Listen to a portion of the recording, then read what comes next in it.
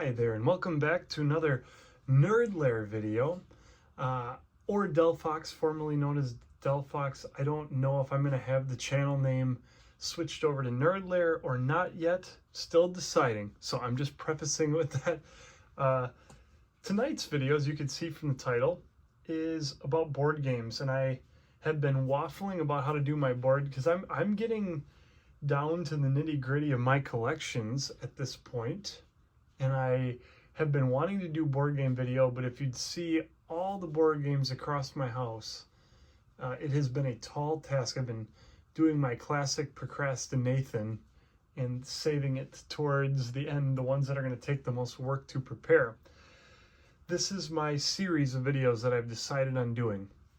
I'm going to go shelf by shelf and show my board game collection, and then I'm going to do a my top 10 games video.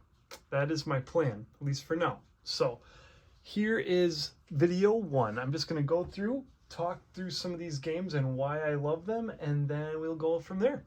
All right, let's get into it. The first game, and I have to start with the correct one. I credit my brother and sister-in-law for getting my wife and I onto this, is Disney Villainous. If you have not played Villainous and you are a Disney fan, Star Wars fan, or Marvel fan, you need to get this game. It is a perfect mix of strategy, and sometimes it's just really fun to figure out your own strategy. You could be totally clueless of what's going on with other people. I wouldn't recommend it, but it's also kind of endearing to try and make progress on your own time as well, and kind of play through your own Disney movie. And you play as these different villains.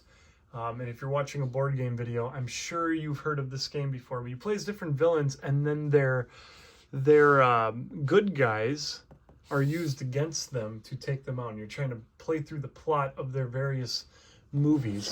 It's an absolutely phenomenal game, and I'm sorry if you don't like this game, because this video has a lot of villainous games in it. So the next big one I have here is Star Wars. We've got the Star Wars Villainous. We can talk about who's in it. So we got Vader and Grievous, Ventress, Moff Gideon, and Kylo Ren. So very, very, very cool. If you are a Star Wars fan, very good. And I wish I could play it more often. And then we have the Marvel edition of the base Villainous, and this one comes with Thanos, Hela, Ultron, Killmonger, and Taskmaster. Interesting start to that there. Then you got, they kind of come out with these mini, I would say mini, but they come out with 3 characters, and they can be played alone. So you can buy these. I've seen these on sale for like $10 at Walmart. So you can come out and play with just 3 of the characters. So here is a Marvel expansion, Twisted Ambitions. And this one comes with Titania, Doc Ock, and Kang. And then we have a regular Villainous here. Bigger and Badder, with Lotso Syndrome and Madame Mim. Madame Mim. I think the base game comes with, and I have it buried now, it comes with, well, you know what, let's just grab it. I already showed the back, so you probably already saw it, but we'll talk it through. Hook, Maleficent, Jafar, Ursula, Prince John, and the Queen of Hearts. Queen of Hearts being like one of the most broken things in any board game ever. So if you get this game, outlaw that. She's broken. All right, here next we've got this Villainous expansion, Perfectly Wretched. We got Pete, Cruella de Vil, and Mother Gothel. We haven't played this one as much, but I remember enjoying Pete a lot. Cruella de Vil's kind of fun. You're trying to collect puppies to make your coat. Here we've got one of the first expansions I got for this was Wicked to the Core. Hades, Dr. Facilier, and the Evil Queen, which I think this may be my favorite expansion. I like playing all 3 of these characters, but especially I like Dr. Facilier and Hades. Despicable Plots is the next one here. And that comes with Lady Tremaine, Gaston, and the Horned King. I have not played this one as much, I will admit. A few times, but not as much as the other ones. When my wife and I were dating, she would come stay with me and my parents, and we would play board games all weekend long with my sister or my parents or whatever, and we just don't have the time anymore with 2 kids and lots of things going on. Evil Comes Prepared. Ratigan, Scar, and Yeetsma. I love that expansion too. I like playing Scar, even though I lose with him almost every time. Then we've got Mischief and Malice. I have played this only once since I bought it. So looking to play this. Madame Mask, Loki, and MODOK. Looking to play this more. Coming up here. And Marvel, not that it has different rules, and Star Wars, not that they have like totally different rules, but there are some different aspects to the base Villainous than previous. Most of these I get are Target exclusive, so they come with different sleeves here, but this is Scum and Villainy, the Star Wars version. So obviously Boba and Cad Bane and the Seventh Sister. So if you like the bounty hunters, that's a good one for you there. And then this one I've hardly played, Sugar and Spite. So King Candy, Shere Khan. It only comes with 2. They started cheaping out on us, in my opinion. And then we've got the Darth Maul edition, Revenge at Last. And then this one comes with Darth Maul and Captain Phasma. So again, as they got down the line here, I think they were kind of chinsing us out a little bit. They used to do 3, now it's 2, and I don't remember if it's the same price, so I don't want to speak out of my rear end on that, but I feel like it was, not that I know. Then they started doing these like single release, and the only single release I have is the Venom release. And they did make Oogie Boogie. We haven't purchased that one. I like Nightmare Before Christmas. I must have Nightmare on Elm Street, but I don't love it enough to like go hunt out Oogie Boogie. If I ever find them, I'll pick it up. All right, another game on this shelf. Uno Flip. We played this a ton. If you haven't played this, it's really fun. But we've played this game a lot with our families. This is a staple with both sides of our family. Is Skyjo. If you've never played this one, really fun game. You're getting cards that are face down, and you have to try to get pairs and matches. And it's a very good game for, I think, a lot of ages, first of all. And I found that like with like my grandparents and my wife's grandparents, this game flies very well. It's an easy game to teach because you can watch by example, and it's one you can have good conversation around the table. So that is one of my like must recommend games. This is a fun, in my opinion, like 1 or 2 time game, but we got this for free, but it is really fun. Lights, camera, action. It's basically charades, but it's really, it's charades plus like other trivia. This is kind of a fun one you can find at like TJ Maxx's, but there's only so many cards that you can get with it. Very fun though. If you get this for like $1 or $2, worth it every once in a while with friends and family.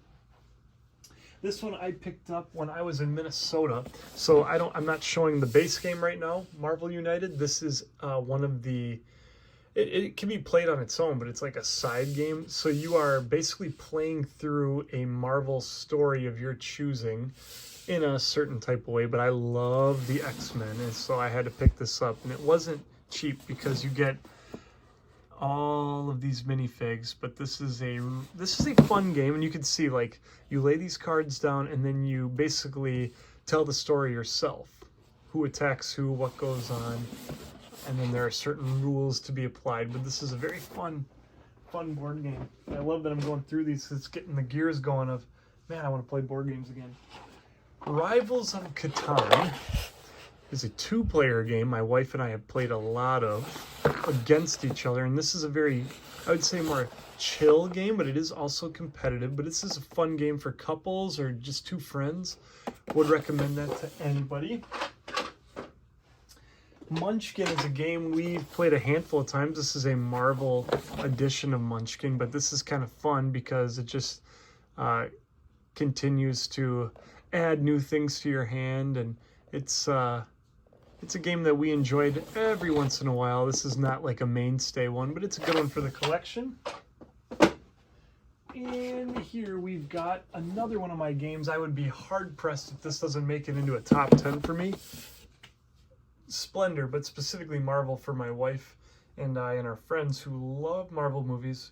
I would recommend regular Splendor as well, but we really love the Marvel edition, and this game is just a fantastic time. I don't have off the top of the dome, I don't have a great way of explaining it. There's a bunch of these cards out there, and you want to try and buy them so you can spend more points and buy other things to further you towards victory. So you kind of a deck builder in that you can gain bonuses to get more chips to do more things. And it's one of those games where you just like feel good completing things as you go, and that's fun. I like games like that where even if I lose, like I've accomplished something. I've accomplished nothing, but I feel like I've accomplished something. On this shelf I have a puzzle. This is my wife's, but you know what, I'm gonna admit it on my channel here. I do like the TV show Bridgerton, and I know that is not a typical thing for a 31-year-old guy to say, but I did very much enjoy the show. And it's something she loves, and I watch it because she's so passionate about it. And then in turn, like, it just kind of made me enjoy it. And so I'd gotten this puzzle for her for a present, and she loves it, and we're going to put it together. But all the characters on there, I doubt anybody watching my channel is a Bridgerton fan, but it is what it is. Here's another game my wife bought me. I love this game. This is just Pandemic, but it's Star Wars: The Clone Wars. And if you know me, this is one of my favorite TV shows of all time. And you go around the galaxy basically trying to accomplish missions with your party of people, and that is really fun.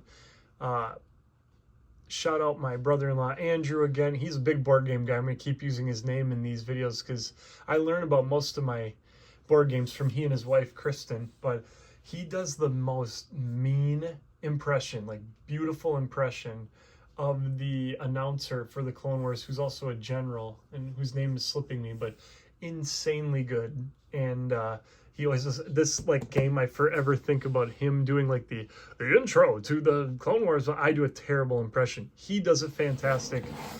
This is a phenomenal board game. If you like Pandemic, if you've never heard of Pandemic, it's basically like you try to spread viruses, and stop viruses. This is, you're trying to stop a trying to stop a galaxy's worth of war. I don't know if this is too early to define this, but this just may be my favorite board game of all time. Settlers of Catan. It's a classic. It's an oldie but a goodie. I was introduced to this in college. None of my family members, none of my cousins, nobody had played this. But this game was introduced to me in college. I remember being blown away by how great it was. And if you've not played this, just go buy it and do it and read the rules. There's great YouTube videos out there. You can see the map here. I don't know if I have to explain Catan to the general population. It's fantastic. It's all about trading and edging people out for position and jockeying for places. And there's a little luck. There's a little strat. It's just, every game comes down to the wire. It's a lot of fun. If you have not played this, then good for you, because you're about to have the best experience in board games for the first time. And the last game I'll show tonight is nothing crazy here, because it's just Catan again, but we have the expansion, the 5 to 6 player extension. So it's a 4-player game. If you want to play it, they give you more options to expand the board and more tiles in the middle. Excuse me. Woo. Sorry for the sneezing. 10 out of 10 would recommend. So that is it for, and I'm glad I broke this video up into different sections, because this is going to be long to go through all these board games, but that is section 1 of my board game collection. And I would assume there's going to be at least 5 5 to 7 videos on this. So if you like this, continue to watch.